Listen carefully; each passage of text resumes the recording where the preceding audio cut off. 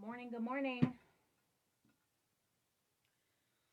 Happy Sunday.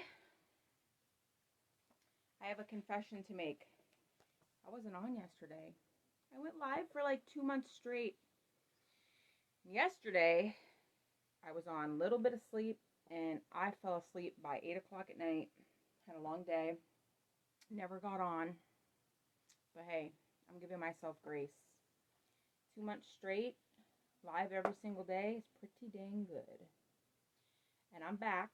So good morning again. Happy Sunday. This is day 44 of JumpStart Your Thinking. And day 3, I'll probably go live again to catch up later. But this chapter today is going to be really good, I think. It's pretty long, but all right, here we go. Day 44 of JumpStart Your Thinking. The value of a good idea is in using it. Thomas Edison. I don't really like Thomas Edison because of the whole thing with Nikola Tesla and how Thomas Edison they chose his idea for electricity. The value of a good idea is in using it. Thomas Edison said that, and I'm saying how I don't really like Thomas Edison because of the whole thing with Nikola Tesla. So Tesla was a student of Thomas Edison. And so they had 2 separate ideas for electricity. There was alternating current and direct current. And Edison sabotaged Tesla's experiment. He did something with an elephant, and the elephant was electrocuted and died. And so they didn't go with Tesla's idea for free energy. Of course, they went with Edison's, and they charge us for energy when it should be free for everybody. But anyway, if you're a naturally optimistic person, as I am, you may not possess a great desire to become a more realistic thinker, but it is a skill you must learn. Continuing with ideas in yesterday's reading, here are 5 more benefits I have found to realistic thinking. Realistic thinking provides security.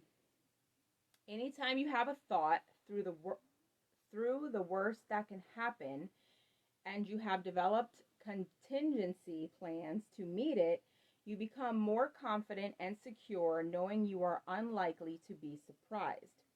Realistic thinking gives you credibility. Leaders who think realistically and plan accordingly position their organizations to win. That gives their people confidence in them. Realistic thinking provides a foundation to build on and to make your ideas usable by taking away the wish factor. And realistic thinking is a friend to those in trouble. It gives you something concrete to fall back on during times of trouble. Certainty in the midst of uncertainty brings stability. And finally, realistic thinking brings the dream to fruition. If you don't take a realistic look at your dream and what it will take to accomplish it, you'll never achieve it. Right? You got to plan and take steps every day. So, in what areas of your life can you most benefit from realistic thinking? What steps will you take today to move your thinking in that direction? Yeah, you need to do that journal prompt. So that's day 44 of Jumpstart Your Thinking. Need some water. Good morning, good morning.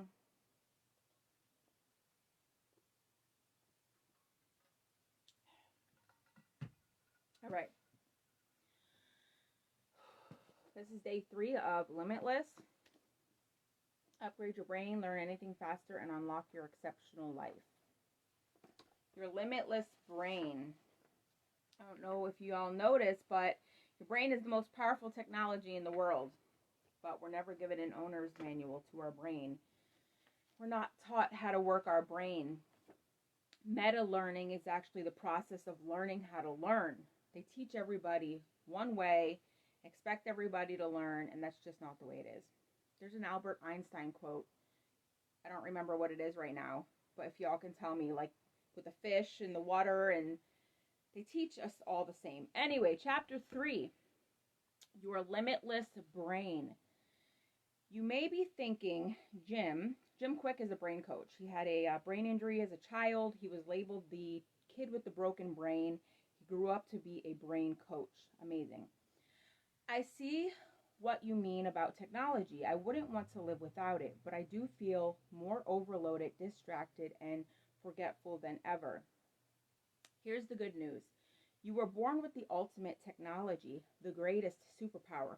One human mind is capable of more than all of our technology combined. I don't know if y'all know that, but from the very first computer and cell phone and all the things, all of it combined, one human mind is more powerful.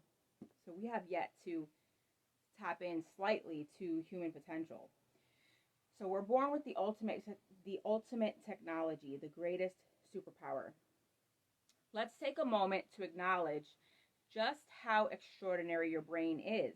It generates up to 70,000 thoughts per day. And most of those are repetitive. If you have the same thoughts, you fire and wire the same receptors in your brain, and you create the same experience. This is why you have to change your thoughts to change your reality. It races with the speed of the fastest race car. Like your fingerprints, it is uniquely yours. There aren't two brains in the universe exactly the same, although great minds do think alike. It processes dramatically faster than any existing computer, and it has virtually infinite storage capacity. Even when damaged, it's capable of producing genius, and even if you only have half a brain, you can still be a fully functioning human being. And remarkable stories about it abound, like the one about the comatose patient who somehow developed a method of communication with his doctor, or the woman who could recall important events by date going back as far as when she was 12 years old, or the slacker who became a mathematical genius after suffering a concussion during a bar fight. None of this is science fiction or the product of superhero comic. They're just examples of the extraordinary function built into that remarkable machine between your ears. We take so much of that function for granted. Let's think about just what the average person has accomplished simply by being an average person. Yeah? My shirt's all funky right here. By the age of 1, you learned how to walk. No simple task considering how many complex neurological and physiological processes are required. And you just learn that naturally.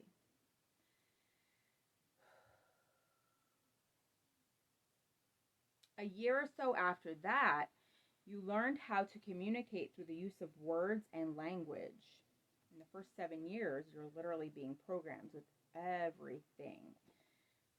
So much information. You're in beta. Hi, baby. You learned dozens of new words and their meanings on a daily basis and kept doing so all the way through school. And while you were learning to communicate, you were also learning to reason, to calculate, and to parse an endless number of complex concepts. And all of that, was before you read a single page of a book or attended one class.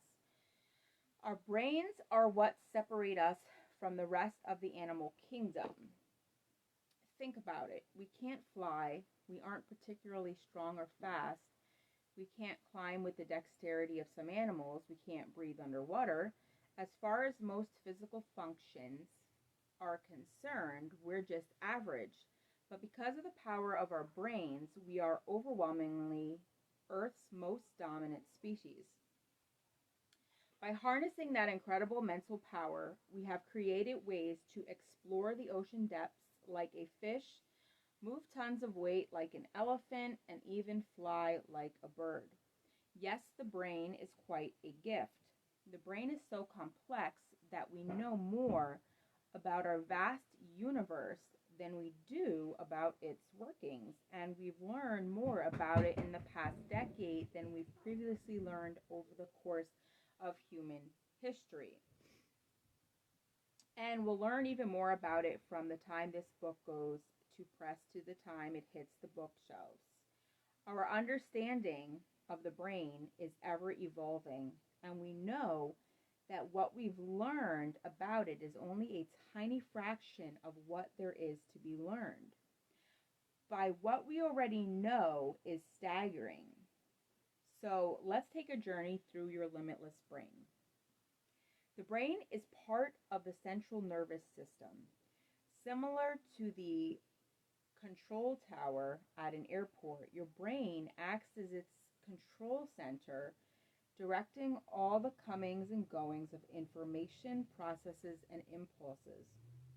The brain has three major areas: the brainstem, the cerebellum, and the cerebral cortex.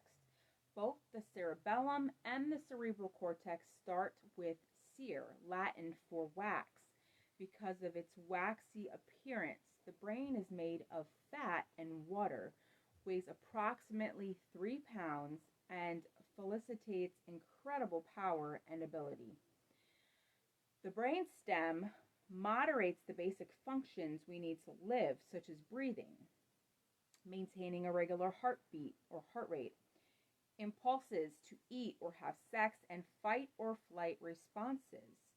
It is located at the top of the spine and the base of your skull, buried deep within the brain.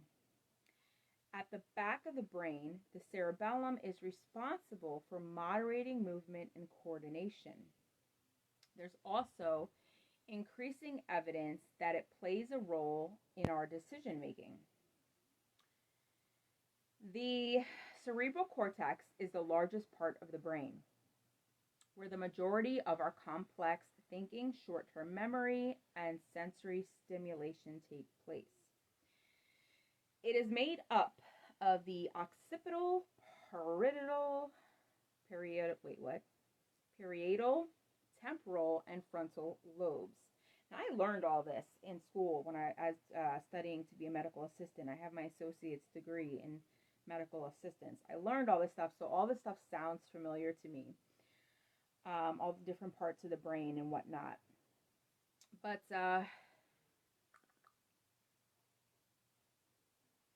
where was I?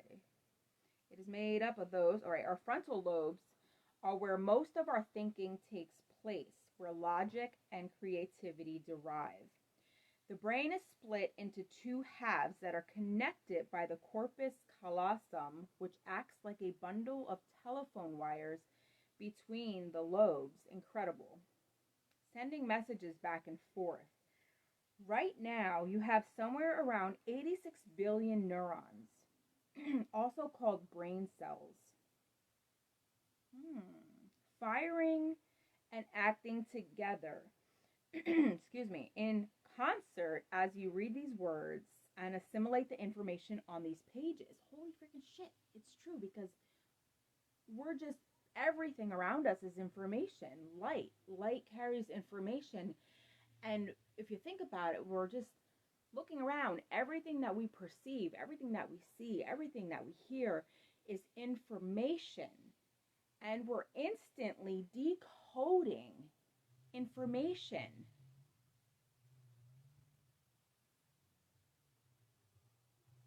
It's mind-blowing to me. We're so powerful, we don't even freaking know it. So, 80 billion neurons firing and wiring, right?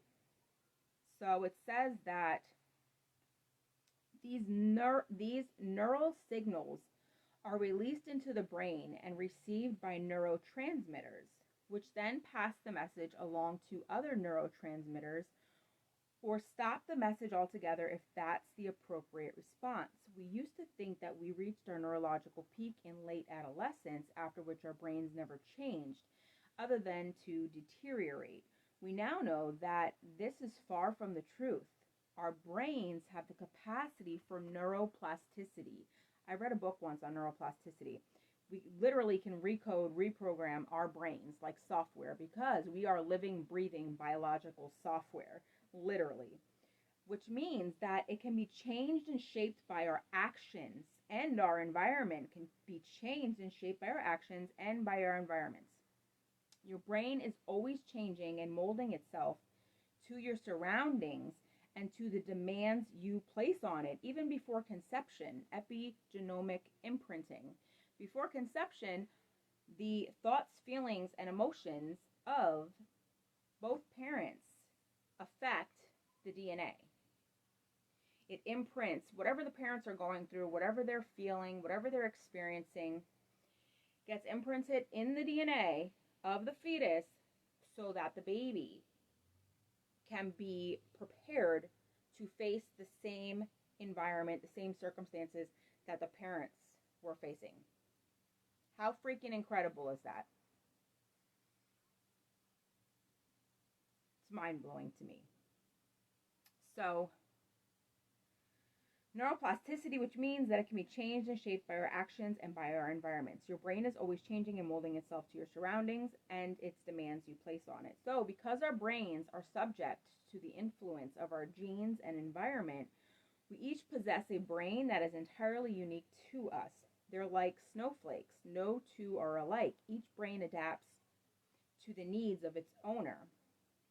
Let's look at someone raised in an environment that was full of stressors such as poverty, lack of access to food, or lack of safety. That person will have a very different brain structure than someone brought up in a very comfortable, affluent, well cared for setting. But before you jump to conclusions that one environment is better than the other breeds a better functioning brain, I challenge you to reconsider. As I stated earlier, the brain is capable of being molded and shaped, meaning that at any point anyone can decide to change the way their brain functions. While it's easy to assume that the individual who grew up in a more stressful, unsupportive environment may not wind up reaching their full potential due to their brain's development under those circumstances, growing evidence suggests those people are able to thrive and reach new levels of success due to the mindset they are forced to develop in such a situation. Based on the number of successful people who overcame troubled upbringings, it may be that a difficult childhood or challenging upbringing breeds resilience among other attributes that lead to success. Understanding neuroplasticity. What can we learn from the brains of London taxi cab drivers? I don't know, what can we learn? This is the question neuroscientist Eleanor Maguire of University College London posed as she considered the vast amount of information held in the brains of the city cab drivers, appropriately called the knowledge. To earn their licenses, applicants traveled by mops through a specific section of the city, a 10-kilometer radius of Charing Cross section, for 3 to 4 years, memorizing the maze of 25,000 streets within, as well as the thousands of attractions they supported. Even after this intense study, only about 50% of applicants passed the series of licensing exams. Perhaps, thought Maguire, those successful had larger than average hippocampi. What the heck is hippocampi? Maguire and her colleagues discovered that London taxi drivers did indeed have more gray matter in their posterior hippocampi than people who were similar in age, education, and intelligence who did not drive taxis. In other words, taxi drivers had plumper memory centers than their peers. It seemed that the longer someone had been driving a taxi, the longer his hippocampus, as though the brain expanded to accommodate the cognitive demands of navigating London's streets. Apparently, London has like 25,000 streets, so I guess that's a lot. The London taxi cab study provides a compelling example of the brain's neuroplasticity, or ability to reorganize and transform itself as it is exposed to learning and new experiences. Having to constantly learn new routes in the city forced the taxi cab drivers' brains to create new neural pathways. These pathways change the structure and size of the brain, an amazing example of the limitless brain at work. Our brains, we can keep storing information. They're incredible, living, breathing biological software.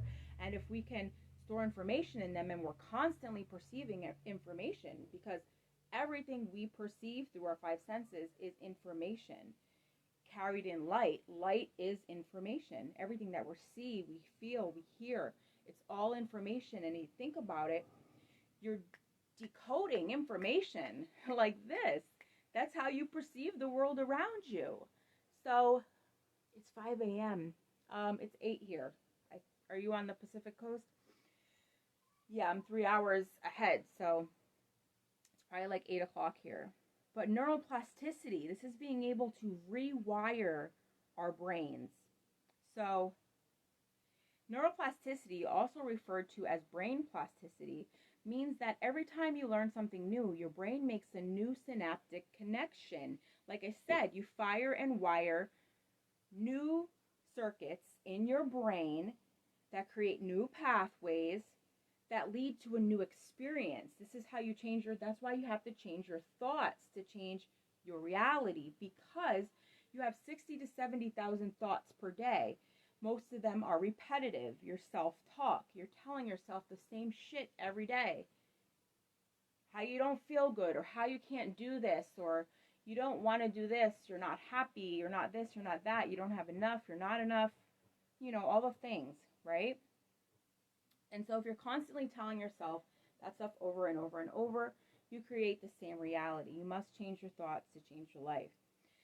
So neuroplasticity is dependent on the ability of our neurons to grow and make connections with other neurons in other parts of the brain. It works by making new connections and strengthening or weakening, as the case may be, old ties. Old ties. Gotta break those ties. You ever hear that saying, you gotta break the ties, right? They're literally connections in our brain. Or old soul ties, soul connections. Our brain is malleable. We have the incredible ability to change its structure and organization over time by forming new neural pathways as we experience, learn something new, and adapt. We're here to grow, to learn, to keep learning, and growing and changing, and ultimately to evolve. That's what Earth is about. It's about human evolution. It's about soul evolution. It's about our souls evolving, our spirits. It's about awakening to who and what we truly are and tapping in to our true limitless potential. So, learning something new. Neuroplasticity helps explain how anything is possible. Researchers hold that our brains are flexible in that the complex webs of connected neurons can be rewired to form new connections. Sometimes that means the brain compensates for something it has lost, as when one hemisphere learns to function for both. Just as there are people who have suffered strokes and have been able to rebuild and regain their brain functions, those that procrastinate, think excessive negative thoughts, or can't stop eating junk food may also rewire and change their behaviors and transform their lives. And this is what I do now, amazingly enough, and oddly freaking enough, because this year has just been like neuro-linguistic programming. It's literally using the language of the mind to reprogram beliefs. Powerful, powerful stuff. And this journey has just been like, whew, I dove into this. Like, I don't know what the hell I was doing. Still don't. And I just keep going. And it's like my belief and my confidence are catching up. Because this is really powerful, powerful stuff. So I'm going to continue with the book if I can find my spot here. But if learning is making new connections, then remembering is maintaining and sustaining those connections. When we struggle with memory or experience memory impairment, we are likely experiencing a disconnection between neurons.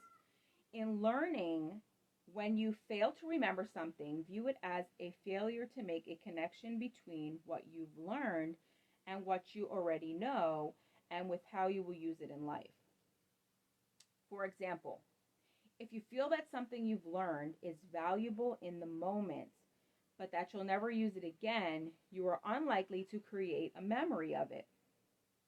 That's why you don't remember shit when you're in school, because you're like, I don't care about this. And you're like, I'm not going to use this ever. And so you just block it out, right?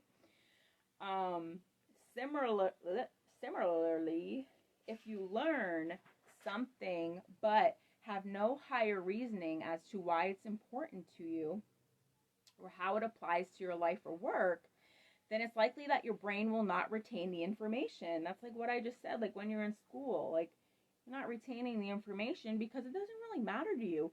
Their school is freaking indoctrination. They put them in school and teach them a whole bunch of shit that they don't need to know.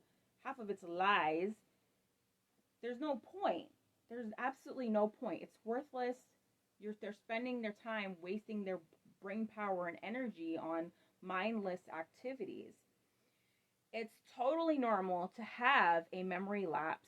We're humans, not robots. But if we respond to this lapse in memory with the attitude that I have a bad memory, that's like the worst thing you can say. You're speaking that over yourself. Or I'm not smart enough to remember this. I hear it all the time. I catch limiting beliefs like flies now. Well, no, I shouldn't say like flies, because flies are hard as hell to catch. No, but I can have a conversation with somebody and I know I can pull out their limiting beliefs like nothing. We're in the habit of saying these things. Like, I am this, I am that. You identify with these characteristics and believe that they're part of you, and so they are, because as you believe, so shall it be done unto you. And as a man thinketh, so shall he become. And so then we have negatively affect our abilities to learn and grow. So you hinder yourself by saying things like, I have a bad memory, or I'm not smart enough to remember this. You're speaking that over yourself. No, even if you feel like you're not smart enough, I may not be smart enough, but I'm learning and I'm getting better every day. Switch it up. Switch how you say it. I may not be smart enough, but I'm getting better and I'm learning every day. So, in other words, the belief we might develop in response to forgetting does far more damage than the lapse in memory. That kind of self-talk reinforces a limiting belief.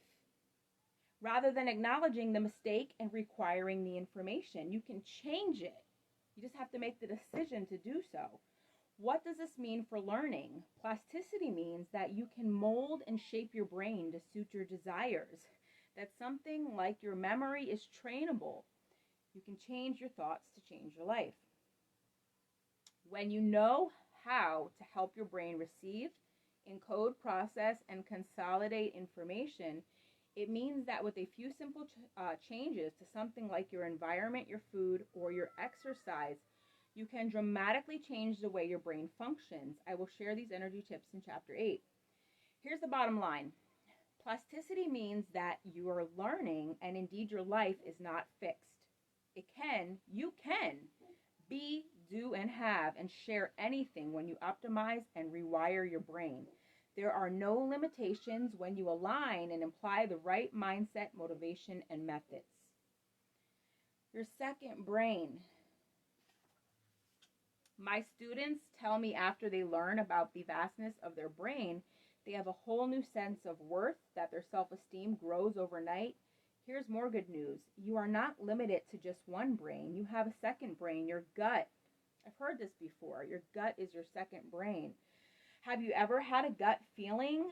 That moment when you just knew? If you've ever gone with your gut to make a decision or felt butterflies in your stomach, did you ever wonder why that was? Here's why. Hidden in the walls of the digestive system, this brain in your gut is revolutionizing medicine's understanding of the links between digestion, mood, health, and even the way you think. Scientists call this little brain in the enteric nervous system, ENS, and it's not so little. The ENS is two thin layers of more than 100 million nerve cells lining your gastrointestinal tract from esophagus to rectum. I said that wrong. Esophagus to rectum. Science is only beginning to understand the brain-gut axis and how it affects our brains, our moods, and our behavior. You may hear it referred to as the brain-gut connection. I've heard about this before. In the last decade, we've discovered that the gut has an outsized effect on the way our brain functions, and our guts are like a freaking disaster. Most people, and that's why our immune systems are horrible, because your immune system begins in your gut too. So one can liken it to the way a tree functions. The roots in the ground are drawing up vital nutrients and water from the soil, as well as communicating with other plants. Those nutrients then brought up onto the body of the tree, fortifying and building the trunk and giving the tree what it needs to sprout new leaves each spring, which is in turn gather light, another energy source. So in the same way, the nutrients we take in are absorbed through our intestines, and we rely on those nutrients to fuel our brains. While our brains take up very little of our total body weight, about 3 pounds, they use 20% of the energy we take in. So nutrients make a huge difference in the way our brains function on a day-to-day basis. The gut is lined with more than 100 million nerve cells and makes... Time to start your day. Thanks, Alexa. Good morning. Good morning. It's National STEM Day, and to celebrate, I'll be belting out a brainy ballad. Just ask me to sing a song about science. Oh yeah, no thanks, Alexa. Okay. Nerve cells make up the ENS. Wait, where were we? Makes up the ENS. When a baby grows in the womb, the ENS and the CNS, so the ENS is the enteric nervous system and the CNS is the central nervous system, develop from the same tissue and remain connected via the vagus nerve. In many ways, the two systems mirror each other in structure. They also both use many of the same neurotransmitters to function, including serotonin, dopamine, and acetylcholine. As with CNS, the central nervous system, we used to believe that we are each born with a certain amount of cells and that's it. But like the brain, we now know that the enteric nervous system makes new neurons throughout adulthood and can be repaired when damaged. You know how they say like smoking weed kills your brain cells? Guess what? We can make more. No, I'm just kidding, but seriously. The gut is made up of these neurons as well as the network of bacteria that form the microbiome. And as with the brain, each of us has our own unique microbiome. I want to learn more about the microbiome. So here we go. What's more, these nerve cells operate through startlingly similar pathways as the brain. In 2010, neuroscientist Diego Bohertzquez of Duke University discovered that the enteroendocrine cells of the gut had foot-like protrusions that resembled the synapses that neurons use to communicate. This caused Bohertzquez to wonder if these cells could talk to the brain using the signals similar to the way neurons do. He hypothesized that if this were happening, they would have to be using the vagus nerve, which connects the gut and the brainstem. So after further testing, they discovered that the cells do in fact use the vagus nerve to take up messages and send them to the brain faster than could be done via the bloodstream. Kitty, my cat is like over there doing something. Team effort. So the connection between the brain and the gut is still being explored, but it seems that they function in a very similar way and that they function in tandem. So the little brain, in conjunction with the big one, partly determines our mental state. So when you have a gut feeling that something isn't right, or conversely, that you should follow a hunch, it's not just a superstition. Your gut has its own way of interpreting events and giving your brain signals. Furthermore, when you feed your gut with subpar food, you're also feeding your brain with subpar food. You are what you eat. Yeah. Right now, your gut is digesting the food you just ate and sending that fuel to your brain. Right. So if you're not eating good food, you're not going to have, you need brain food. You need to fuel your freaking body.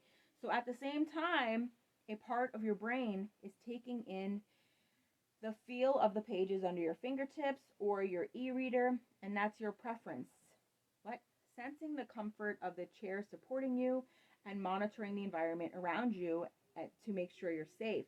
Like you're perceiving all this information all the time. It's freaking incredible. We're just decoding everything around us.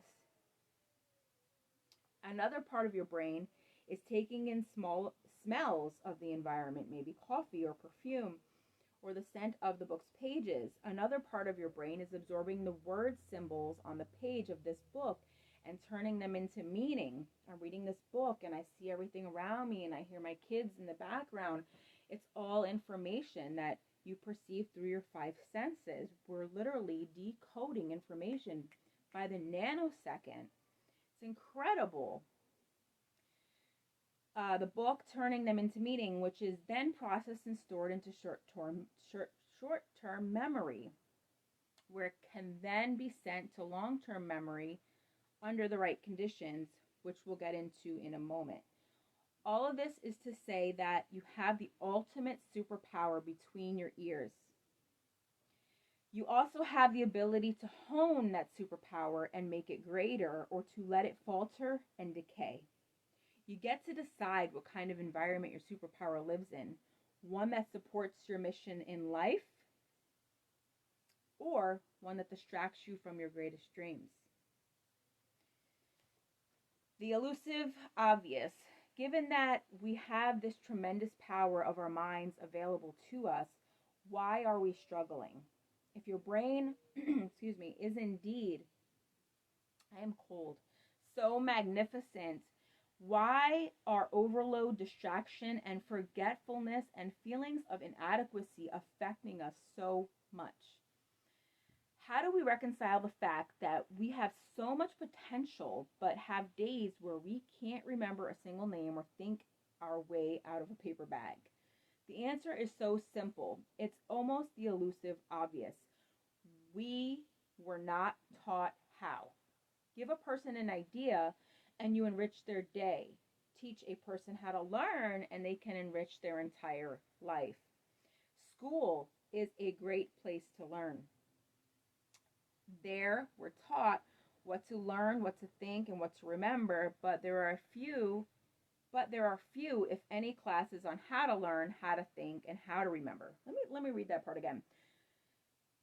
At school, you're taught what to learn, what to think, and what to remember.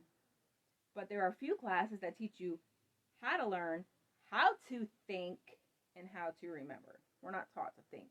We're actually kind of taught the opposite. Ooh, I am freezing right now. In his seminal book on education, Creative Schools, Sir Ken Robinson says, one of my deepest concerns is that while education systems around the world are being reformed, many of these reforms are being driven by political and commercial interests that misunderstand how real people learn and how great schools actually work.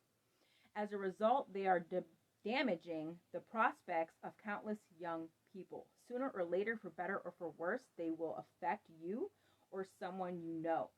My guess is that they have already affected you and everyone close to you. As you already know, my own experience with the education system was a complicated one, and I acknowledge that my circumstances were unusual. In reality, you know Jim Quick's story. So he got brain damage, and he was labeled the kid with the broken brain, but he grew up to be a brain coach. So that just goes to show you we are capable of changing.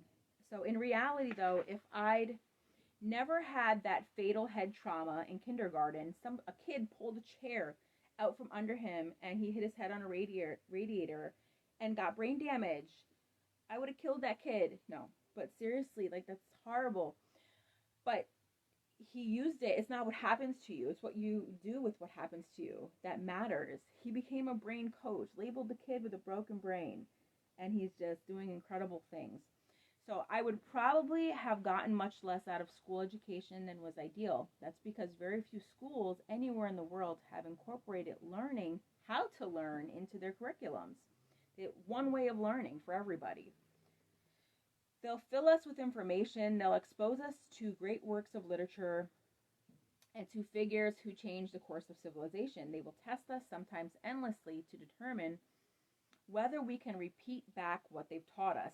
They just want us to be parrots. But they won't get underneath all of this to teach us how to teach ourselves. They don't want us to teach ourselves. They don't want us to question. They don't want us to think for ourselves. So to make enriching our minds, discovering new concepts, and truly absorbing what we learn fundamental in our everyday lives. This is not about placing the blame on the teachers who work hard to teach our children. In my opinion, teachers are some of the most caring, compassionate, and capable human beings in our society. In fact, my mother became a teacher after my brain injury because I was struggling so much, and she wanted to help me and others like me. The problem lies in the outdated system in which teachers work. If Rip Van Winkle woke up from decades of slumber, the only thing he would recognize today are classrooms because they have evolved so little. That's true. Education hasn't changed enough to prepare us for the world we live in today. Education hasn't changed enough to prepare us for the world we live in today. In an era of autonomously driven electric cars and vehicles capable of taking us to Mars, our education system is the equivalent of a horse and carriage. And then there's the matter of that how we earn our livings is changing profoundly and increasing rapidly. Automation and artificial intelligence are affecting the future of work, and I'm not speaking about factories where laborers are being replaced by robots. In addition, many of us are facing the need to switch from the structure of an office job to the volatility of the gig economy. And jobs that few of us might have imagined even 5 years ago have gained traction, while others are emerging this very moment that will affect the workplace in the coming years. All of this points us to the same direction. We must take charge of our own learning. If schools tell us what to learn but not how to learn, then we need to do the rest of the work ourselves. If digital overload threatens to hijack our brains, then we need to use what we know about learning to reset the ground rules. If the workplace is evolving so much rapidly that we can never be sure of what work will mean to us tomorrow, then only by taking complete control of our learning can we truly be prepared for an unknowable future. Turn on the power. A quick, often told story. One day at a power plant, everything comes to an abrupt halt. All of the machines go offline. The silence is deafening. The people running the plant are frantic, and after hours and hours, none of the workers can track down the problem. The head of operations is desperate at this point, so he calls the best local help he can find. The expert technician arrives and glances around the facility. He goes to one of the numerous beams among all the electrical boxes, opens them up, stares at the various screws and wires, turns a screw, and like magic, everything starts working again, and the plant comes back to life. Boom. The head of operations is so relieved. He thanks the technician and asks him what he owes him. The technician says $10,000. The head of operations is shocked. What do you mean $10,000? You were here a few minutes. You turned a single screw. Anyone could have done that. I need an itemized bill, please. The technician reaches into his pocket, pulls out a notepad, scribbles a few seconds, and hands the other man the bill. The head of operations reads it and immediately pays him. The bill read, turning screw, $1. Knowing which screw to turn, $9,999, right? You pay for somebody's expertise. Doesn't matter how long it takes them. If it's taking them longer to do the job, it's because they don't know what they're doing. If they can come in and get it done right away, you're paying for their expertise. So what's the lesson of the story? It's not that you have a screw loose. The story illustrates two things. The first is how much added value a limitless mind can offer you and others. We've entered an expert economy in which brain power trumps brute strength, where what you have between your ears is your greatest wealth creating asset. There are those who know and those who don't know. And that applied knowledge is not just power, it's profit. Yeah, they say knowledge is power. It's knowledge and the application of that knowledge. That is our true power. Hi, Tony. I don't know if you're still on, but haven't been really...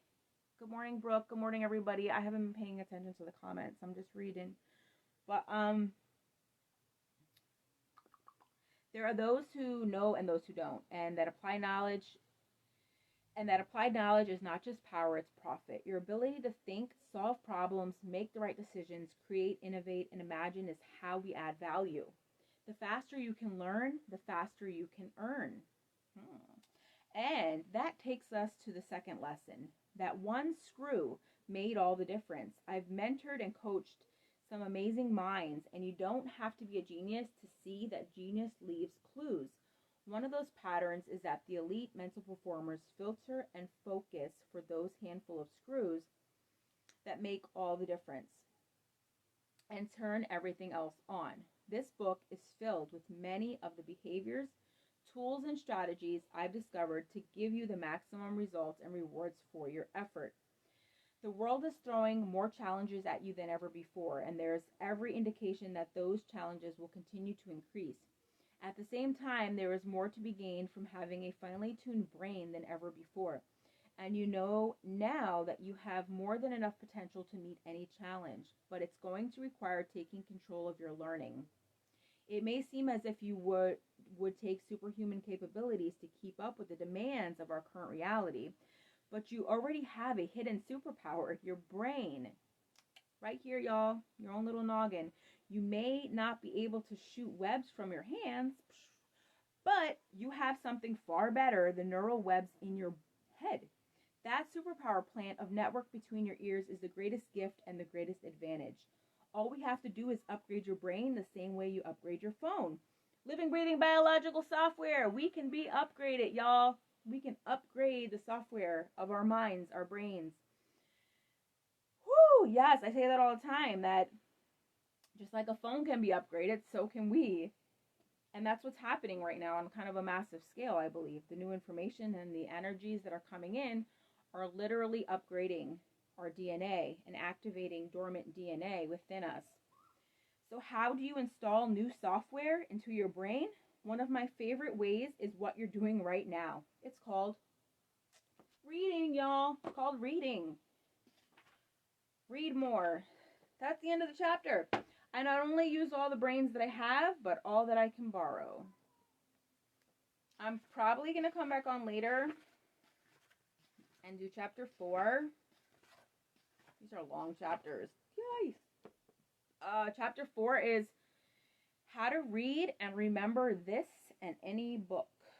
So, all right, I'm off this for now. I gotta go potty.